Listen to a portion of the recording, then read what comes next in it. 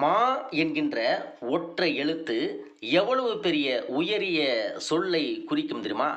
முக்கணியில் முதல் கனி மாங்கனி. அதே போல மனிதர்களில் உயர் பதவி வகிப்பவர்களை மாண்புமிகு அப்படின்னு சொல்கிறோம். அதே போல மானம் அப்படிங்கிற ஒரு சொல் நம் தமிழில் மட்டும்தான் இருக்குது. ஏன்னா நாம் மானஸ்தன் அப்படின்னு சொல்கிறோம்.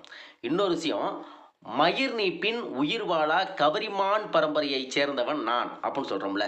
அப்போ மானுக்கு உடல் முழுவதும் எவ்வளோதான் முடிகள் இருந்தாலும் ஒரு முடி உதிர்ந்தால் கூட நான் உயிரை விட்டுருவேன் அப்படிங்கிற பழமொழியில் உயிருக்கு நேராக இந்த மா எழுத்து குறிக்குது.